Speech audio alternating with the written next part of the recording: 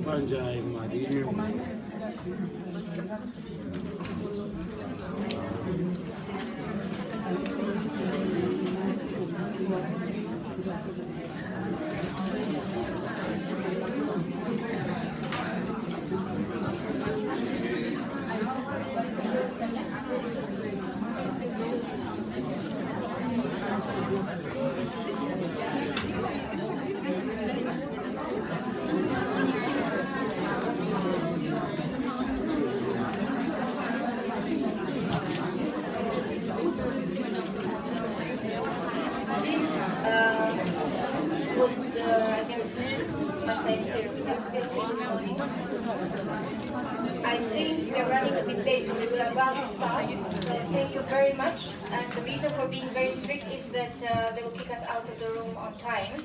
So we need to maximize the time we have available for this session. So thank you very much for making it, for having the room full, and thank you very much for the organizers for putting together this very important event to date. So I'm inviting everyone to take seats, and the one who cannot take seats, maybe, accommodate themselves.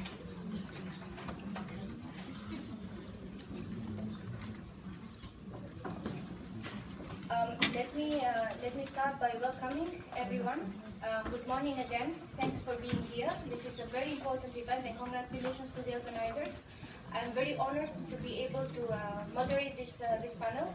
My name is Blerta Aliko. I'm the UN Women Country Representative based in Egypt. Very grateful to Egypt, to the government of Malawi, Kenya, Algeria, for actually co-hosting this activity, because it's very important, recognizing the importance and contributions of women-headed households and widowed women in the society and economic empowerment and across their lives, economic, social empowerment and political empowerment. So without further ado, let me introduce briefly the panelists. I'm asked to be a very strict moderator, so I will, normally I'm a bit more generous, but you'll see the very strict side of me because we want to cover as much as we can. So first of all, I will give you a very brief description of the bios of the distinguished speakers in the panel this morning. So I will start, and I have the honor and the pleasure to introduce Ambassador Mohamed Idris of the Permanent Mission of the Arab Republic of Egypt. Good morning. Ambassador Honorable Speaker Mohamed Idris is the permanent representative to the mission of the Arab Republic of Egypt. Prior to his appointment, Mr. Idris was the Assistant Foreign Minister for African Affairs from 2015 to January 2018. He served as Ambassador of Egypt to Ethiopia, as well as his country's permanent representative to the African Union and to the United Nations Economic Commission for Africa from 2011 and 2015. I'm not going to give you more details of her bio because already the achievements speak for themselves. And due to the time constraints, maybe I give you the floor, Honorable Ambassador, and then we'll introduce the other speakers and we go into the technical details. Thank you very much, Ms. Lerta. Good morning. All dear sisters and some brothers are here as well. It is indeed a great pleasure to be with you and a great honor, and really we are so proud with all of you here, and I am empowered with my Egyptian delegation with participating in this session of CSW, and happy to see this high-level participation and this constructive engagement on all issues. Of course, as you are meeting here, and lots of other activities are ongoing, also pertaining to the same session of CSW and the important theme of this session. And actually, we think this is so much conducive to what all this organization is all about. If this organization wants to really be relevant and be effective in addressing the challenges of our time, in achieving this overarching ambitious plan of SDGs, this cannot be done without really the work you are doing and without making the best mobilization of the capacities and abilities of our societies, and definitely at the core of it is the role women can play and the role rural women can play in our economies, in our societies, and in the future of our countries.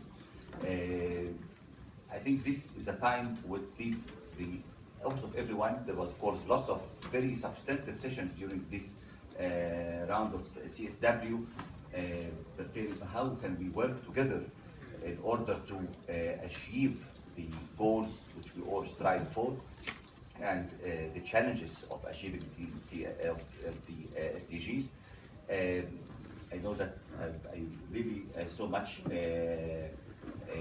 looking forward to the fruitful engagement and fruitful participation and the fruitful intervention and discussion which will take place.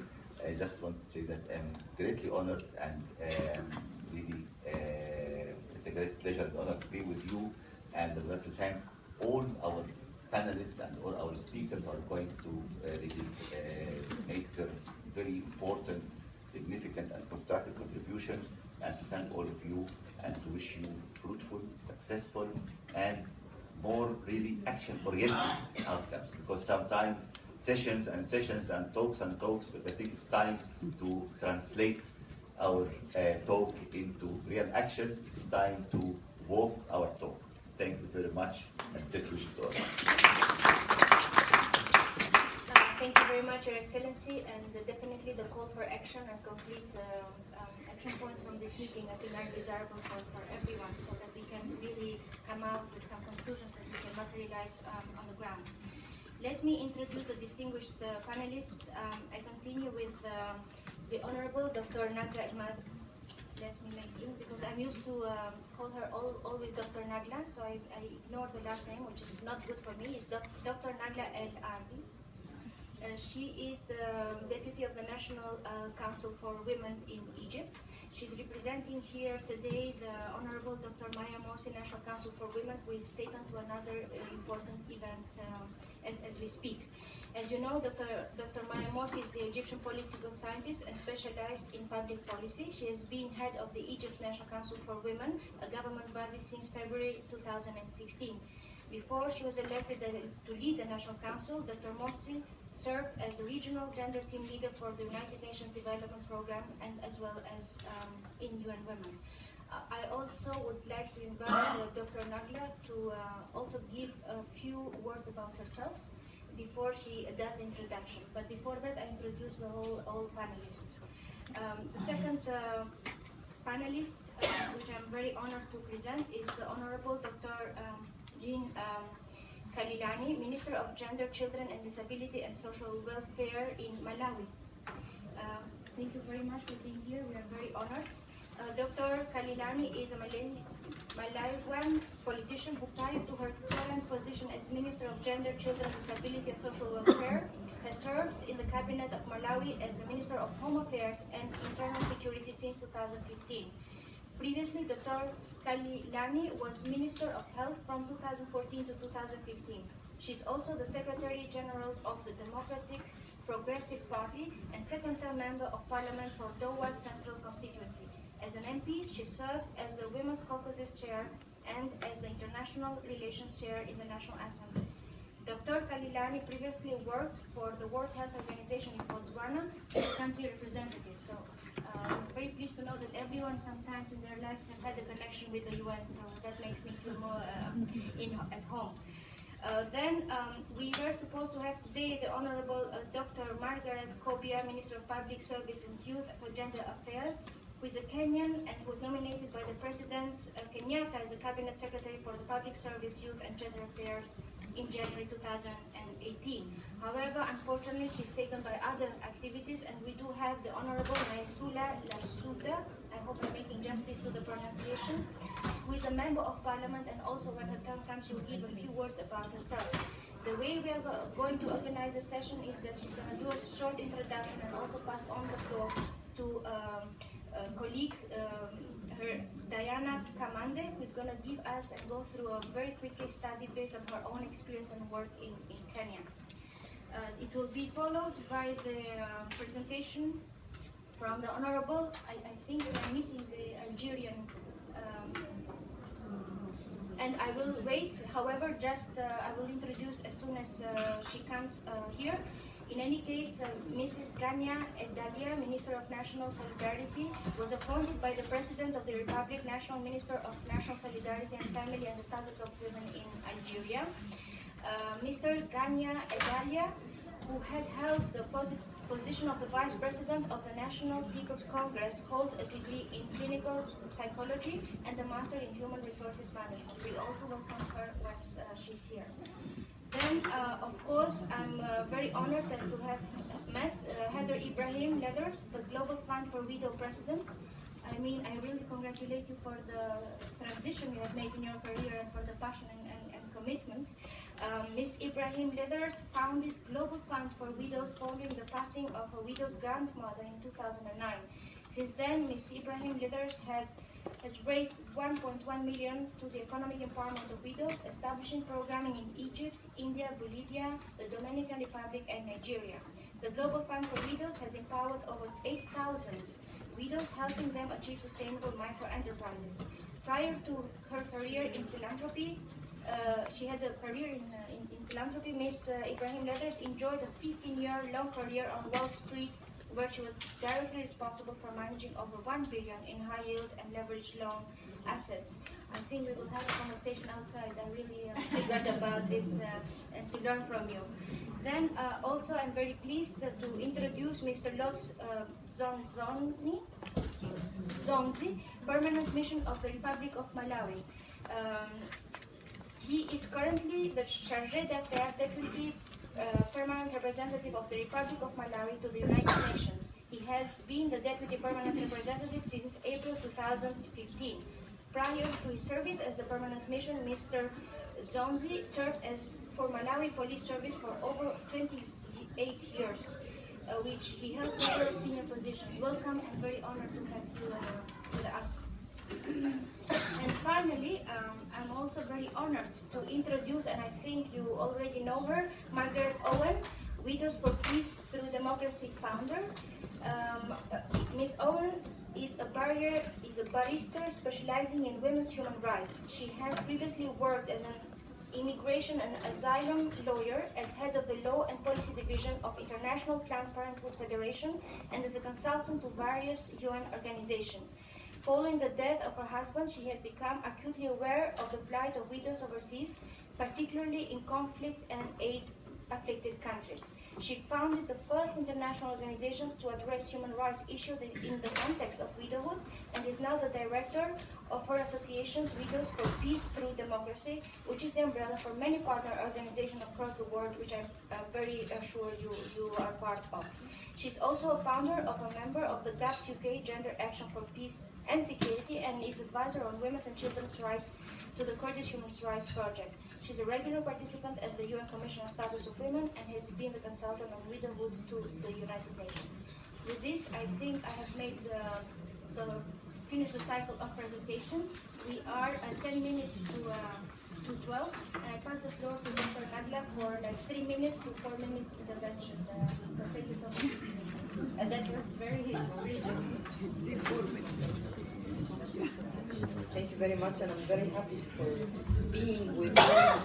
I think it is, the room is very crowded, so something very good to discuss, something very important today with all the participants. Let me introduce myself. I'm Dr. Al-Adni. I'm the head of the International Cooperation Department at the National Council for Women, and the National Council for Women is an independent entity working in Egypt just to enhance and empower Egyptian women. It was established in 2000, and I worked there since 2000. Also, I'm responsible for the portfolio of combating violence against women at the National Council for Women. For my background, I have my PhD from Cairo University on political science, and my thesis was about women empowerment. Thank you. Thank you so much, Dr. Eddalia. Then I pass the floor to the Honorable Dr. Jean Kalilani, Minister of Gender, Children, Disability and Social Welfare. Floor is yours. Thank you, Madam Chairperson. Your Excellencies, ladies and gentlemen, it gives me pleasure to be with you at the third event on widowhood. First and foremost, allow me, on behalf of the Malawi government, and indeed on my own behalf, to thank the founder and president of Global Fund for Widows, Ibrahim-Leathers, for isolating Malawi among all the member states to host the event. Excellencies, ladies and gentlemen, it is documented that 80% of the people experiencing widowhood are women. Malawi alone has an estimated population of 1 million widows, most of whom are marginalized and abused in different ways. Widows continue to face serious challenges such as food insecurity due to lack of farm inputs and farming land, lack of good shelter, failure to find basic and school necessities for children, difficulties in accessing working capital for small-scale businesses, and victimization by harmful cultural practices. Excellencies, ladies and gentlemen, in order to respond to the issues facing widows, the government of Malawi, under the wise and dynamic leadership of His Excellency Professor Arthur Peter Mutharika, through my ministry, is implementing various programs aimed at promoting and protecting the rights of women and girls. In Malawi, we have the Social Cash Transfer Program, which targets the ultra-poor households, of which 40% of the beneficiaries are widows. Malawi has also enacted a number of legislation, such as the Gender Equality Act 2030, which is addressing the issues of harmful practices and diseased estates. Act of 2010, which focuses on issues of disposal of diseased estates and fight the practice of property grabbing. Excellencies, ladies and gentlemen, let me appeal to the United Nations to ensure that the agreed conclusions of the 62nd session of the Commission on the Status of Women include widowhood language.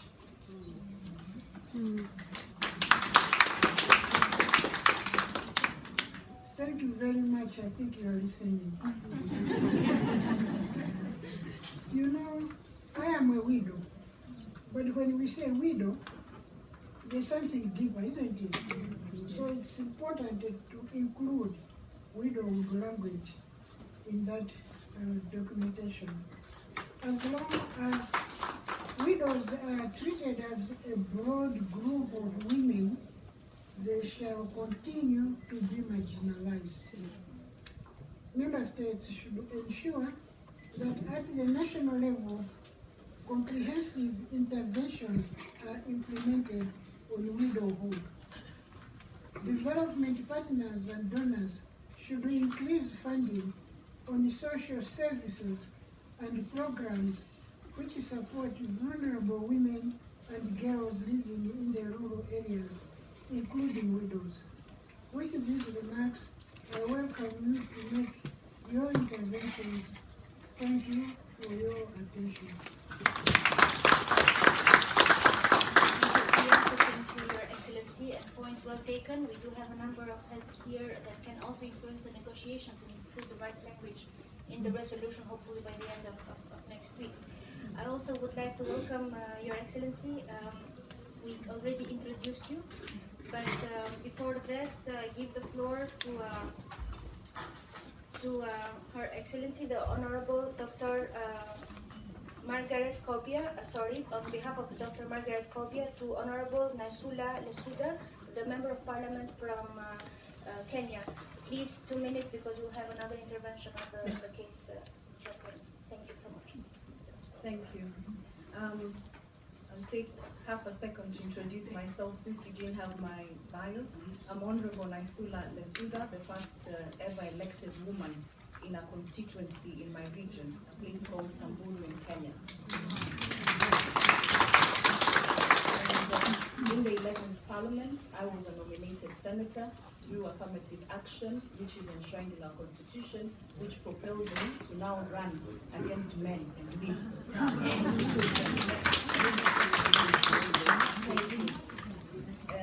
And I'm a chair regional integration committee in the National Assembly.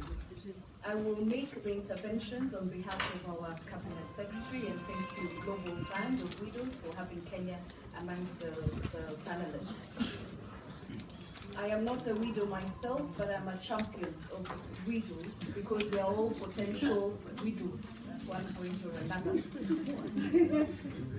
And I also come from a region where we have many young women as widows because of conflict, because we have ethnic conflicts in our regions.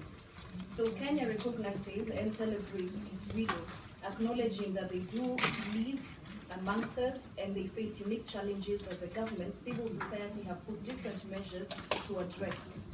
In 2016, the first ever International Widows Day was celebrated in Kenya under the Ministry of Gender Affairs, where our Deputy President was the chief guest.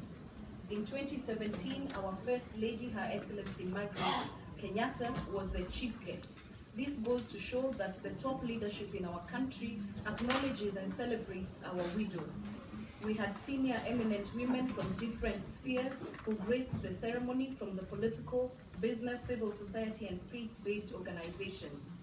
Some of the practical interventions that have been put in place through policy and legislation in Kenya include our very own constitution, which under the Bill of Rights guarantees equality of the sexes and freedom from discrimination. It protects women from harmful cultural practices, that is early marriages, widow cleansing, forced eviction, female genital mutilation, widow inheritance, and dispossession of land. Indeed, the Kenyan Parliament has also put in place legislation to implement these constitutional provisions, for example, in the Marriage Act and the Matrimonial Property Act. And despite these clear provisions, women's social and economic status continues to be defined by customary rules in different communities, and it continues to be a challenge.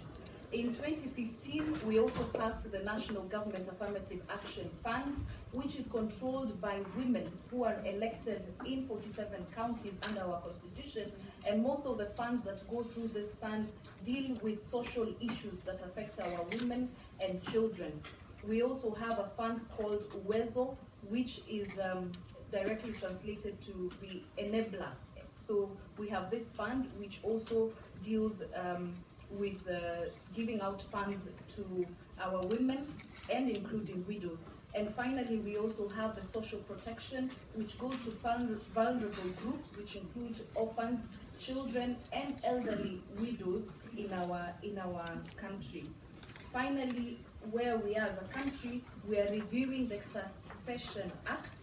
We are also reviewing the Marriage Act and the Matrimonial Property Act, and we also have a bill which is called the Widowhood Bill 2016, which will be looking at protecting widows and ensuring that they receive the services that they require, and most importantly, to empower them in ensuring that they can get this funds and improve their lives. And we are also encouraging alternative disputes resolution, which sometimes, instead of going to courts when we have issues to do with widows, we resolve the issues in an amicable way. Thank you. We are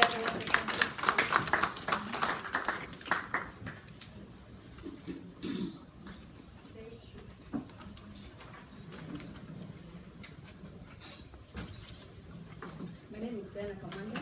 I represent Sectors of Widow and an empowered widow. Widowhood is grief, pain, and abandonment, all wrapped around a woman's body, heart, and soul. It is suffering, more often than not. It is a state of violation, constant and consistent stripping of one's womanness and humanity. In severe cases of widow abuse, it presents itself in the most debased form. All these have been looked into by our country, and what we have done, we have formed a widows organization where we are able to go sit down and group ourselves into small fundable groups, because we look at achieving SDG 1, poverty eradication in our country, and more so because of widow-headed households. So we are doing this by grouping ourselves, where already in Kenya we have over 10,000 widows groups registered with the Ministry of Social Protection, where we register ourselves as self-help groups or community-based organizations. We apply for these funds that are available under the Ministry of Gender and Public Affairs. After we apply for these funds, when we are given these funds, we do what we call table banking. Other people call it microfinance. But now we are growing it from microfinance to macrofinance, because we see widows, when they are given money, they are able to borrow, put it in business, and then pay back. This interest that we make belongs to our groups. We have seen our groups going ahead, forming circles, going ahead, engaging themselves in public transport, and by this, widows are able to take care of their children and also pay their bills. So we are very happy because we are being empowered, and right now we are concentrating on agribusiness, where we came to realize that everybody must eat every day, and we have engaged our widows in agribusiness. So we are looking forward also because Global Fund for Widow has been our partner, and we are looking forward in engaging more widows in agribusiness. As my MP has said, everyone is a potential widow. So we want, when next time somebody is widow, they find structures in place. Thank you. Thank you so much. The beauty of those panels is exactly the combination of the policy directions that we want to push the envelope, being it by policies, being it by concrete actions, but also building through learning through each other and replicating and expanding on those best practices. I'm very honored and privileged to actually welcome and to already introduce the Honorable and Her Excellency Dr. Maya Morsy, the President of the National Council for Women, who already introduced, but as you know, it's an Egyptian political scientist and specialist in public policy. I'm privileged because I'm also heading UN Women in Egypt, and this is really a great opportunity for me. So, Dr. Maya, the floor is yours. Good afternoon, everyone.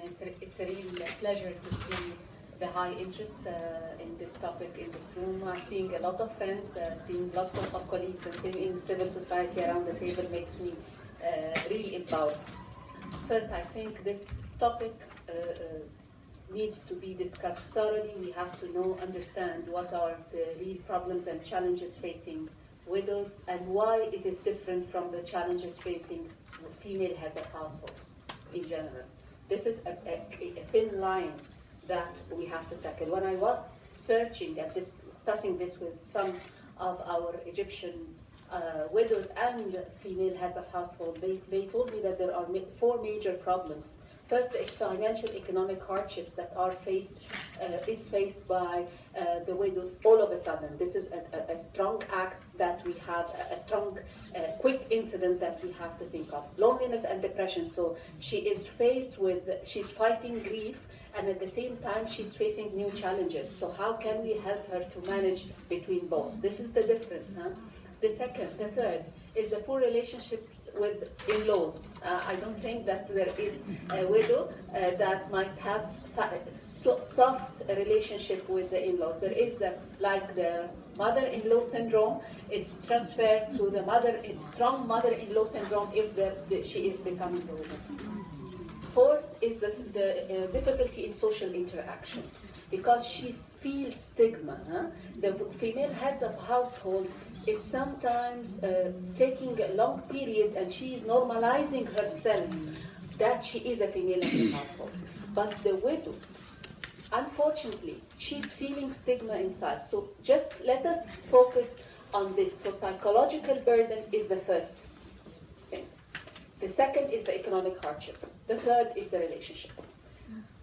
If we took the 3 of these things, I will give in brief what we are doing in Egypt. We are not discriminating between female heads of households and widows.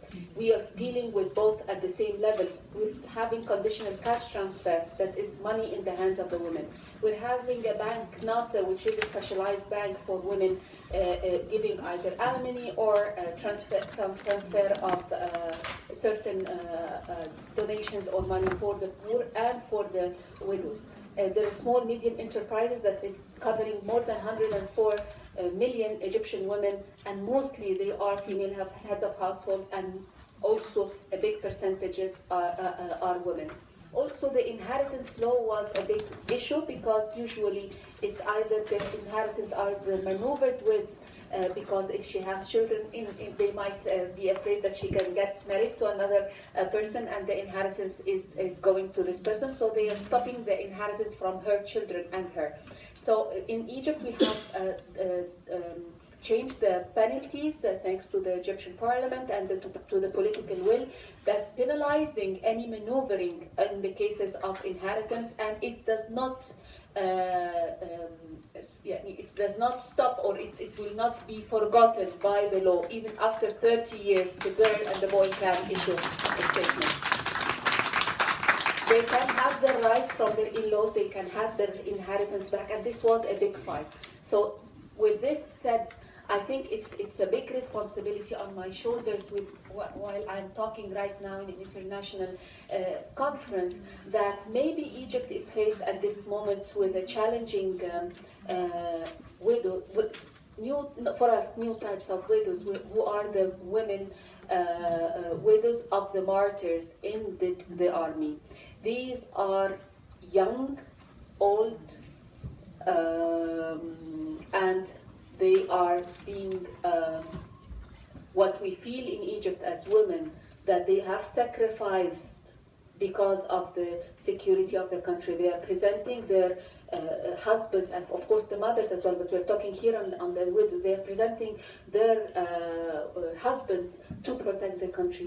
If you see these women talking, they have solved the problem between the psychological loneliness and depression and the financial hardship. Of course, Egypt is taking care fully of their children, their lives. There is a pension, there is schooling, there is counseling. We're taking them as a package. But if you see these women talking about the commitment, the resilience, the strength how they want to help other widows and other widows of army martyrs, you will see that if we solve the heart problems and the emotional problems, our widows, and thanks to the excellent, strong women widows that have been talking before me, this is the level of empowerment that we want to see. If this forum is not going to give them the empowerment, the voice, and the platform, we don't want only policies,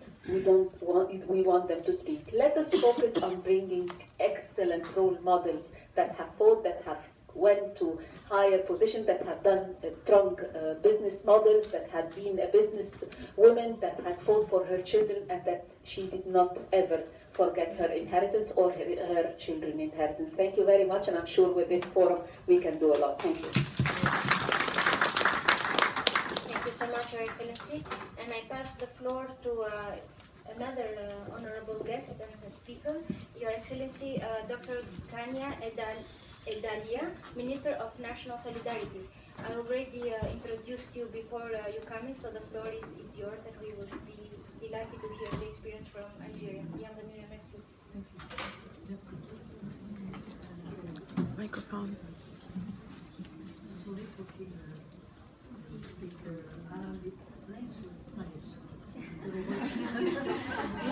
You choose.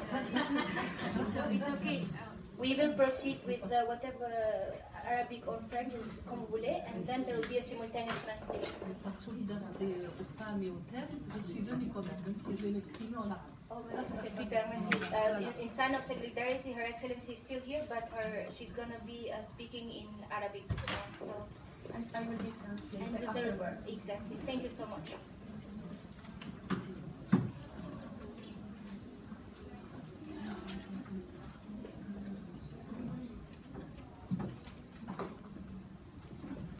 سوف أتمسك بالبقاء في إطار الموضوع الذي هو بصدد المناقشة في هذه الجلسة.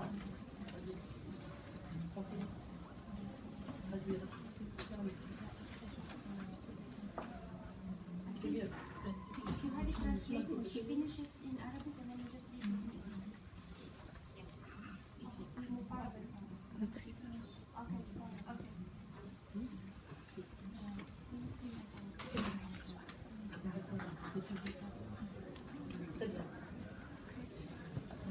للبقاء في موضوع متعلق بالمرأة المطلقة والمرأة الأرملة، أود أن أركز على أهمية تمكين النساء علميا وعمليا، أي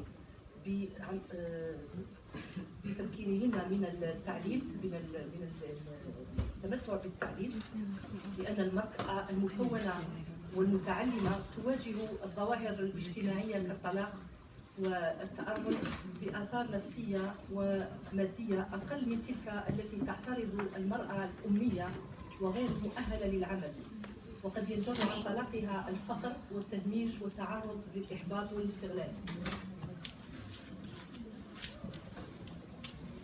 I would like to speak to the theme chosen today for discussions. I would like to raise the importance of education in the life of women and girls. Because women and girls that receive a certain level of education in their life, working women who are professionally represented, face this social phenomenon with less psychological and physical effects than illiterate women who are not qualified to work, which may lead to divorce, poverty, marginalization, and exposure to frustration and exploitation. الدولة الجزائرية على توفير الحماية للنساء من خلال تسخير كل الآليات الرامية إلى التمكين الاقتصادي، لا سيما إلزامية التعليم ومجانيته للجميع، من الابتدائي إلى الجامعي وإلى بعد التخرج. All these issues requires the empowerment of girls and women to education and psychological training for the subsequent stages of marital and family life in the framework of promotion and the principle of gender equality and non-discrimination against women. The Algerian state has provided protection to women through the use of all mechanisms aimed at economic empowerment, in particular, compulsory education and free education for all.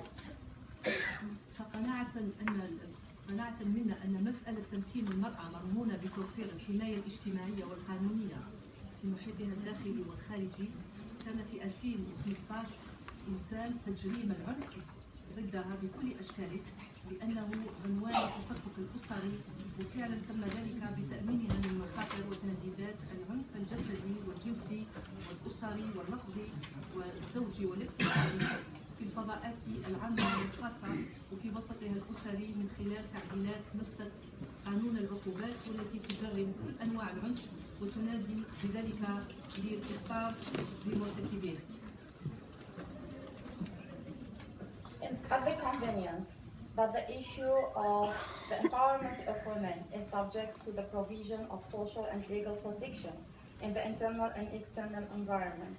In 2015, it was necessary to criminalize violence in all its forms because it is the title for family disintegration, and it was done by securing the risks and threats of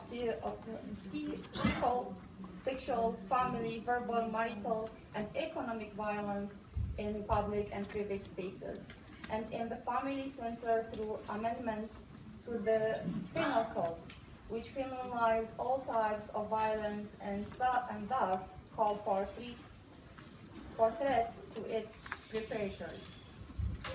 لتذكير قامت الجزائر منذ سنة 2004 بتعديل قانون العقوبات المجرم للتحرش الجنسي. As a reminder, since 2004, Algeria has amended the penal code criminalizing sexual harassment. تكملة للتشريع تم إعداد استراتيجية وطنية لحماية المرأة من العنف شارك فيها عدة قطاعات وزارية. تكملة للتشريع تم إعداد استراتيجية وطنية لحماية المرأة من العنف شارك فيها عدة قطاعات وزارية، المجتمع المدني، الجمعيات، الباحثين، الخبراء المهتمين بشؤون المرأة. In addition to the legislation, a national strategy for the protection of women from violence has been prepared, involving several ministerial sectors, civil society, researchers, and experts interested in women's affairs.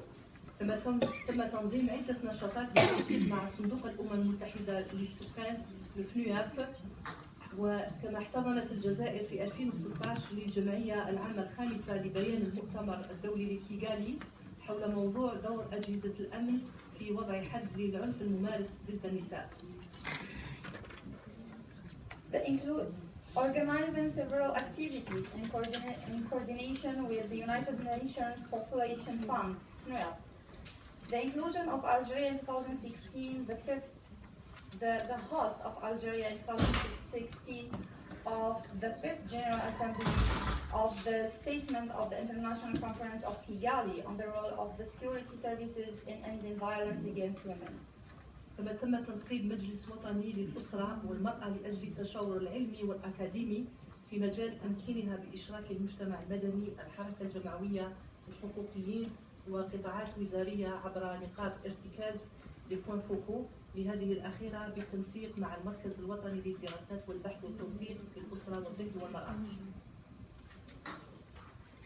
The inauguration of National Council for Family and Women for the purpose of scientific and academic consultation in the field of enabling them to involve civil society, the social movement, jurists, and ministerial bodies and sectors through the focal points of the latter in coordination with the National Gender Studies Research and Documentation in the Family, Children and Women. وللتكفل بالمرأة التي تعاني من في وضع صعب، المطلقة والأرملة والتي تعاني مشاكل اقتصادية، هناك مراكز للتكفل والإيواء لهؤلاء في وضع صعب، ما يسمى بالجزائر بدار الرحمة، المراكز الخاصة باستقبال النساء المعنفات كل هذه الآليات ستدعم المرأة وتمكنها من التكفل المادي والنفسي لشخصها وكذا عائلتها وتخرجها من حالة الفقر والتمييز. The existence of centers to ensure and shelter women in a difficult situation, Dar al-Rahma, so-called in Algeria. Centers for the use of abused women, all these mechanisms will support women and enable them to provide physical and psychological care for her and her family and graduation from the state of poverty and discrimination. وتنفيذا لتعليمات رئيس الجمهورية السيد عبد العزيز بوتفليقة بنفسه تم سنة 2015 إنشاء صندوق النفقة للنساء المطلقات سيما الأمهات الحاضنات والذي يتكفل بدفع النفقة للمرأة المطلقة والأطفال المحظونين في حالة تعذر التنفيذ الكلي أو الجزئي للفقر. In order to preserve the dignity of women in a difficult situation and to implement the instructions of the President of the Republic, His Excellency Mr. Abdelaziz Bouteflika in 2015, the Maintenance Fund for Divorced Women, especially mothers, was established, which provides for the payment of the tunnel of divorced women and children in need of partial implementation of the order or juridical decision who rule the alimony, because either the divorced husband, the dictator of alimony forbids payment or inability to do so, or for not knowing his place or residence. وكون الفقر إحدى الآفات الاقتصادية والاجتماعية التي تهدد كيان واستقرار المجتمع والدولة، انتهجت الجزائر سياسة اقتصادية واجتماعية بامتياز، إذ يؤكد على الطابع الاجتماعي خلال وضع كل قانون مالية حتى في ظل الأزمة بالتأكيد على محاربة الفقر عبر السياسات التنموية. وسعيا لتدعيم التكافل الاجتماعي تقوم الدولة باستمرار من خلال وزارة التضامن الوطني والأسرة وقضايا المرأة باعتماد تدابير وآليات للتكفل.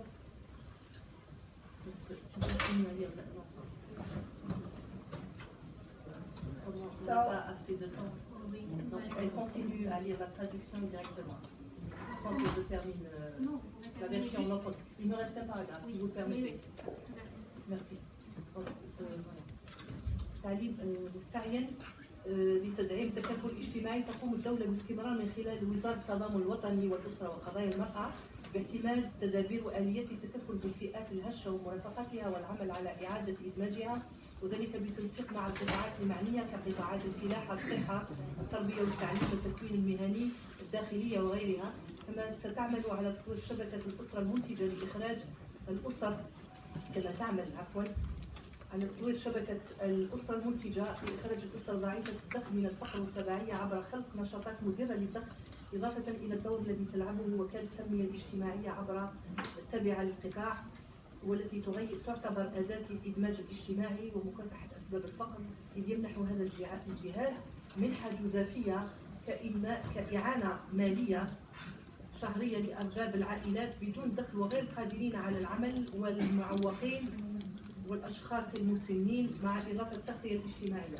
فبرنامج التنمية الاجتماعية هو برنامج دعم ومرافقة للجماعات السكانية الهشة التي تعيش في مناطق محرومة ومعزولة من أجل إنجاز مشاريع تنموية خاصة بهم. The state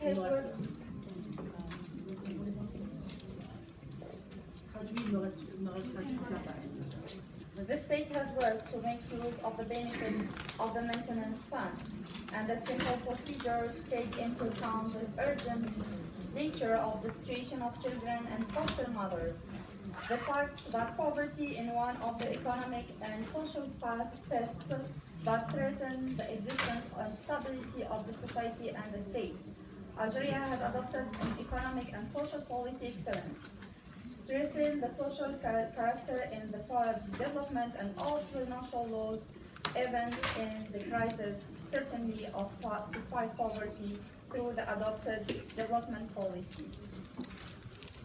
In order to strengthen social solidarity, the state, through the Ministry of National Solidarity, the Family and Women's Issues, continues to adopt measures and mechanisms to protect, support, and reintegrate vulnerable groups in coordination with relevant sectors such as agriculture, health, education, and vocational training. It will also develop the productive family network to bring out low-income families from poverty and dependency through the creation of income-generating activities in addition to the role played by the Social Development Agency of the National Solidarity Sector, which is a tool for social integration and combating poverty. فيكم باختصار الإجراءات المتخذة من قبل الجزائر. I think the time is almost closing. Yes, we do have, it was just the thank you remark. Sorry, apologies. Guys will not have comments from the So we will make it sure. Merci. Je rajouterai l'héritage est consacré par la loi algérienne. As a conclusion, I will just wake up. I will just wake up. I will talk about inheritance. So I will just on few words. I will say that the maternal grant and as a monthly financial guarantee to the health of families without income, those who are unable to work, and the elderly persons with the addition of social coverage. Social development program, and I will explain is in a few words, is a program to support and accompany fragile populations living in deprived. Sorry to interrupt you. I mean, I think the minister was making the final point on the inheritance law, which is guaranteed by the constitution and the law in Algeria, if I understood it correctly, which also gives the opportunity to basically there's an empowerment element of women across the board in Algeria. So I thank you very much. Merci beaucoup. Merci et je m'excuse. It's okay. No. Je leur promets que la prochaine fois je viendrai de l'anglais. Merci beaucoup. Next time she's gonna really come back here and communicate straight to us in English. Thank you very much for your effort. Really appreciate your intervention and your commitment. It's really what counts. Commitment. What counts. I passed the floor very quickly, and I apologize. I'm not doing a great job in being very strict. To Your Excellency Esther Cheka Chilenya, I apologize if I made justice to your name. She's the first Deputy Speaker of Malawi.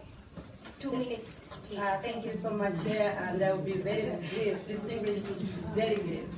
I will be so brief. I just want to join my minister to do what the parliament is doing in Malawi. But on the onset, let me join all the panelists to congratulate Madam Ibrahim, the founder of Global Fund of the Widow. My role is just to stipulate what Malawi Parliament is doing as a legislative arm of government in order to enhance the efforts that is done by the Minister of Gender and Children Welfare. In Malawi, the Malawi Parliament is actually enacting a number of laws to protect the widow and all women. I'll just cite some of the examples of the legislation that has been enacted, passed by the Parliament. To begin with, in addition to what the Minister has already said, the law about the Gender Equality and Domestic Violence Act, we also passed the Marriage, Divorce and Family Relation Act. This protects the widows from greedy relations that loves grabbing property after the death of the husband. The second act is about Land Act. Thank you very much. Land Act, and this one is the law that encourages widows to have control and access to land.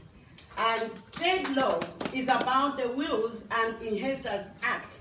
This one is a very progressive legislation because it states very clear as to who benefits from the deceased estate, putting the widow first, parents of the deceased, and everyone who lived with the deceased as a dependent.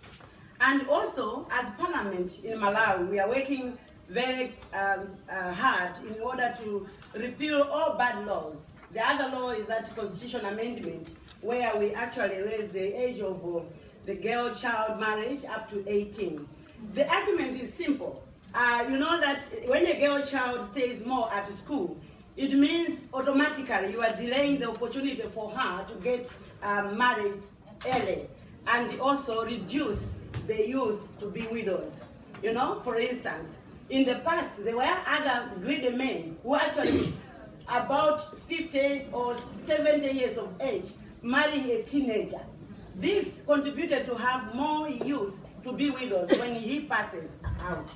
And also, sometimes, you know, you agree with me, Chair, and distinguished delegates, that sometimes the governments,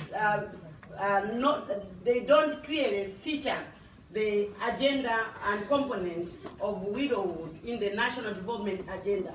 Now, on this one, the role of Parliament is to make sure that we lobby with the executive and make sure that they feature the widowhood programs and make them to be in the mainstream of the national development agenda. Finally, I would want also to tell the gathering to say that Malawi government, also in conjunction with the legislative arm, are making sure that they have the social protection system and see to it that the majority of beneficiaries are women and widows at large. I thank you for your attention. We thank you. I have in the balance sheet that we need another speaker from Malawi, and then the closing remark is also from Malawi. So Malawi is really having some good timing here. So, Chief, I would give you the floor, but just if you have something really very burning to say that colleagues from Malawi did not. So very quickly. Thank you very much, Madam Chairperson. Can you use the phone, please?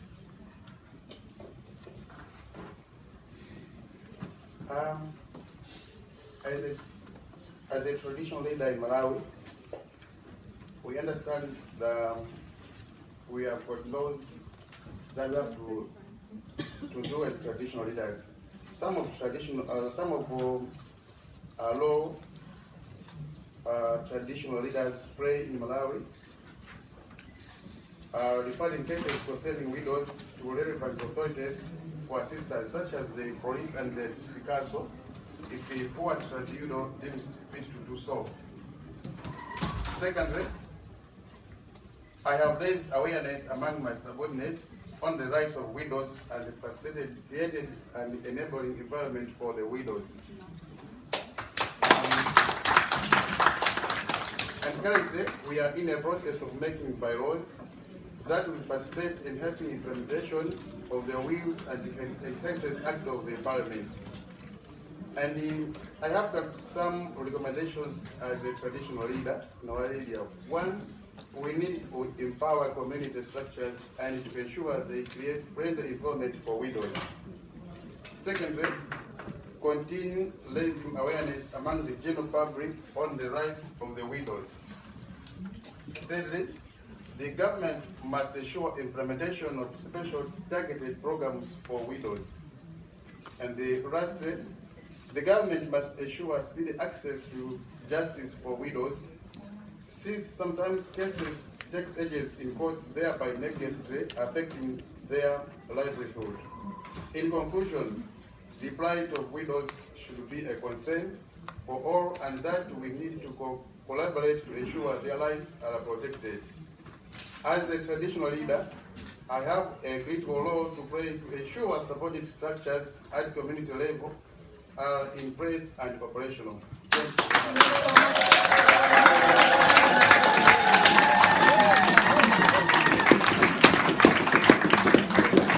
Thank you very much. It speaks for itself. This is exactly what we are looking forward, and we hope you will champion it across all the leaders in Malawi.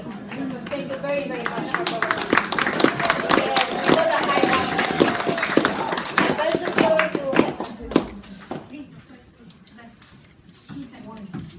They will never get me to facilitate it. Okay, no, I was just saying that at home the chief has spoken, we don't do this. We do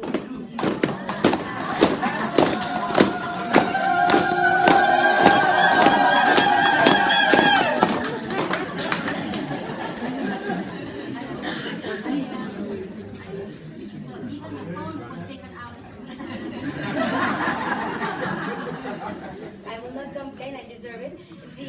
I pass the floor to Heather, so thank you again for the great work, for the great initiative. I'm really pleased to meet you, and I will abuse and ask you to be very brief so that we can have some time for discussions with Margaret.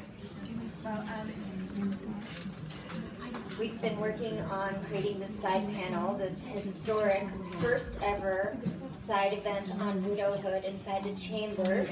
Myself for 1 year, and I have to thank His Excellency Ambassador Mahura, who unfortunately is not with us today, but is resting in peace, and to thank his mission and the government of Malawi, and to thank my beautiful government of Egypt, and Maya Morsy. Thank you so much, Minister, for the support that you have given Global Fund for Widows in order to have this venue. My colleague Margaret has been advocating for 20 years to see this day, and so we are grateful that we have the year government, the United Nations, and the Secretary General to put this issue on the agenda.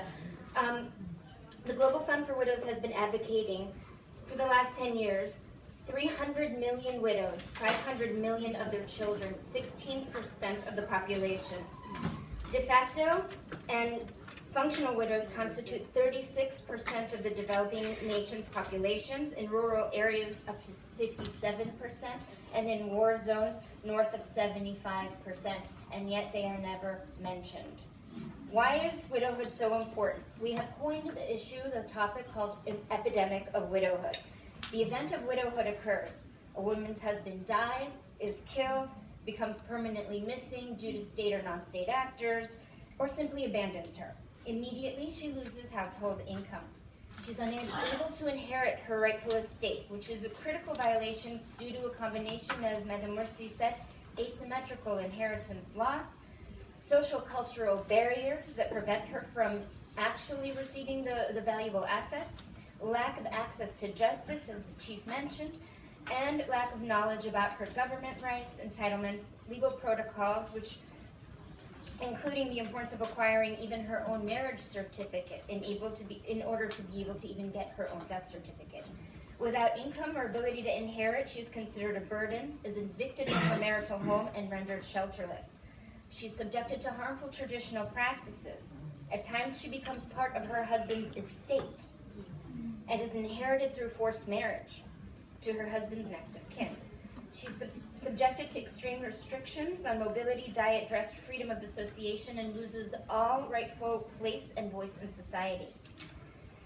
Without an income, the widow may no longer be able to educate her children, condemning them to an impoverished life at best. A recent study at UNDP proved that widows' sons are greatly susceptible to indoctrination of radicalized beliefs, and in fact, 1 of every 3 jihadis in Africa hail from widowed households. Widows are forced to marry their daughters young as child brides for their safety, launching the hideous phenomenon of the child widow. And yes, there are 10-year-old widows. In the most extreme case, widows are forced to surrender their children to the vicious underworld of human trafficking. As a result, the vicious cycle of poverty ensues. In the rural context, widows have greatest vulnerability in disinheritance because their discriminatory interpretations of customary law, traditional law, invariably supersede any rights or protections she may enjoy under secular law. In 2012, the Global Fund for Widows launched an economic empowerment program in Egypt, training widows in the businesses of inelastic goods and services and basic industries. We trained them in financial literacy, social entitlements, and registered them with their local government offices. We offered them microloans and allowed them to launch small businesses. Today we have 8,000 widows in Egypt working. We received recently a grant from Hope Planet Foundation to enable $300,000 to enable another 6,000 widows to achieve such milestones. At the start of our work, we surveyed our widows. We found that 53% of them had no source of income because they did not know how to register with their government. Over 50% were under the age of 39, meaning they were young mothers and had the responsibility of children. 70% lived on $2.20 per day for a family of 3 or more. Most of them said they lived with a great burden of debt, and nearly all of them had some form of disinheritance imposed. After our empowerment programming, 78% of the widows achieved an increase in their household income. The average increase was 48% or more.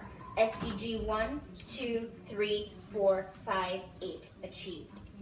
75% of the widows were able to establish savings from the project. Not only pay down their debt, but establish savings. SDG 1, 2, 3, 4, 5, 8 achieved.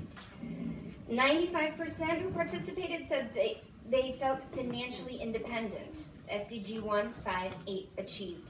70% said they achieved a higher social status within their community. SDG 11 achieved. As a widow's income increased, her exposure to domestic violence decreased. SDG 5 achieved. And 93% of our widows felt confident to claim their government entitlements. SDG 10 achieved. So where do we go from here? The key sits in the hand of the governments, and I'm blessed to be on a panel with the esteemed governments here today. I recommend that all of our governments use the paths that our colleagues have trailblazed today. Number 1, in our roadmap, mainstream the issue of widowhood. We cannot solve a problem that we do not admit exists. Governments must acknowledge the issue of widowhood and pass they must acknowledge the issue of widowhood.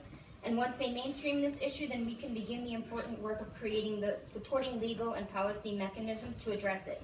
Once addressed, resources from domestic and international development mechanisms will follow. Second, reform laws to facilitate economic empowerment for widows, including rights to own and inherit land and valuable assets, the right to justice, financial inclusion and participation through affirmative action, government procurement, of which my minister is a leader, my Morsy, and organization of formal sector work such as cooperatives and other financing for development mechanisms. Number 3, criminalize all actions that deprive widows of all ages of their rights to perpetrate or condone physical, social, emotional, and economic acts of discrimination. This was also pioneered by the governments of Malawi and my government in Egypt. And finally, fill the data gap on widows. By adopting and emulating these initiatives that have been forged by these great countries here today, we can begin to effect real, impactful, structural change in our mission to achieve the SDGs. Such change, coupled with the initiatives to economically empower widows, will be the only way that we can ensure our commitment to leave no one behind. And I thank you.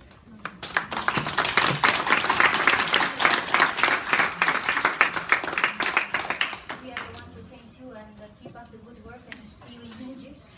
Also, by the order of the day, I should give the floor to the colleague from Malawi to do the concluding remarks, but I would like to have first the Q&A. We started 8 minutes late, so I took note of that, so we'll abuse the room for more 8 minutes more. So please, let's open the floor for the Q&A, and then we'll do some concluding remarks. So Margaret, please, if you can facilitate 7 minutes. Yes, we've got very little time, and we want to hear from all of you. Thank you, Heather, for setting this up, and you governments, Kenya, Malawi, Algeria. It's absolutely, I missed out something. Egypt.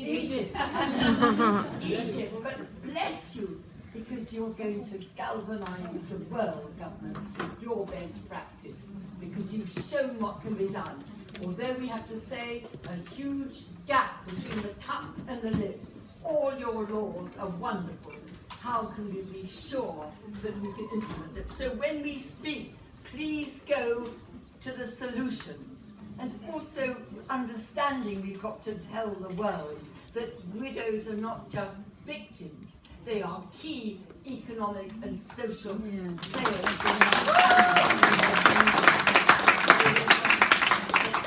Also, widowhood is a root cause of poverty across the generations, expanding and extending it, and that every day as I sit here today, more and more widows and half-widows' wives of the missing are created by conflict, HIV/AIDS and harmful traditional practices. I'm stopping because I want to hear from you very quickly, and I want the solutions and best practice if you've got anything that we can take on and share. Thank you.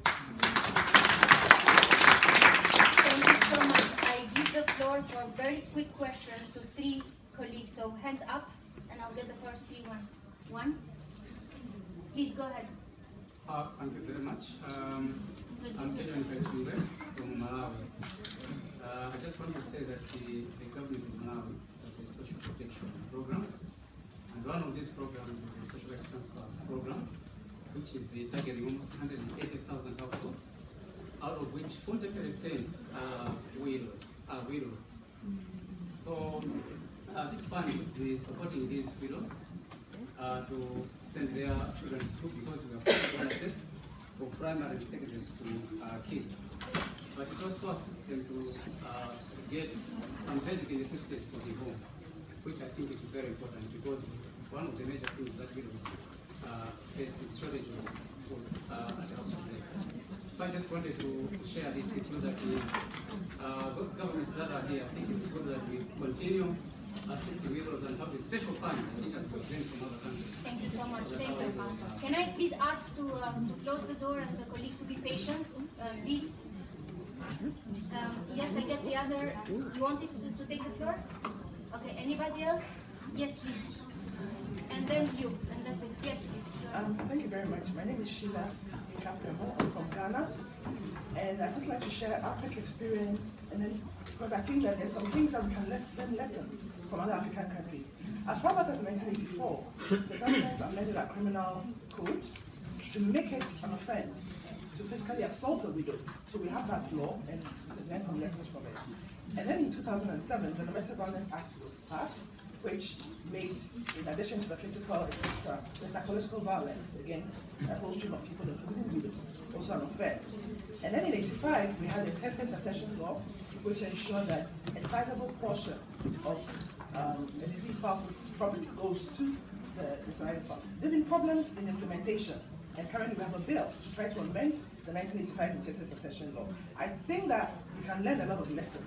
We also have a social protection policy now, where very poor people, even a lot of widows, get a monthly stipend from the government.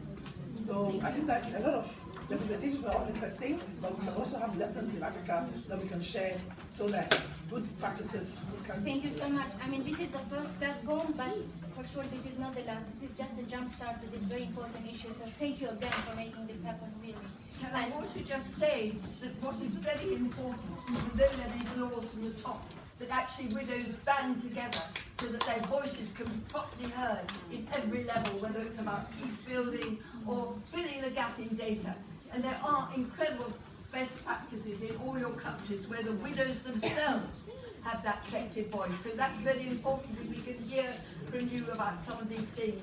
And also about Ghana, Tanzania, Malawi. You've all got actual penal laws about criminalising such things as harmful traditional practices in mourning burial rights, but very, very few prosecutions.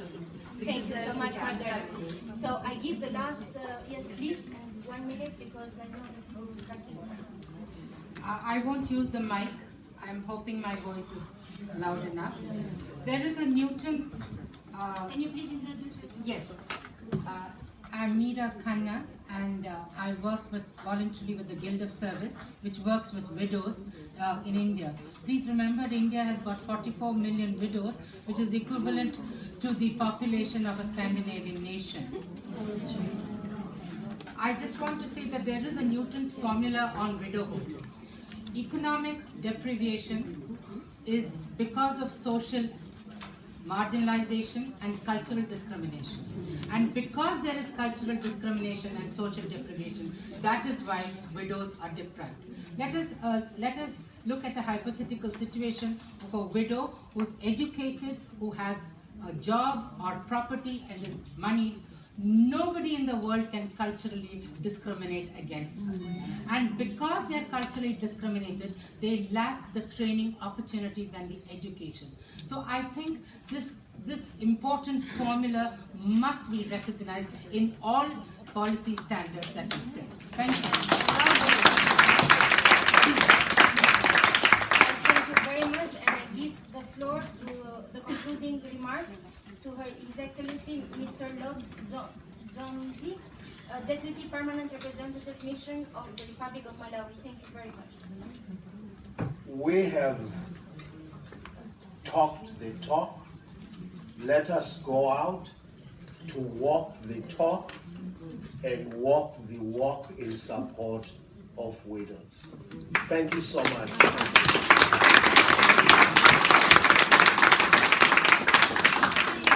Please come again on Friday morning when we're looking at more solutions. It's on Friday morning at the Salvation Army Centre, and we want as many of you to come there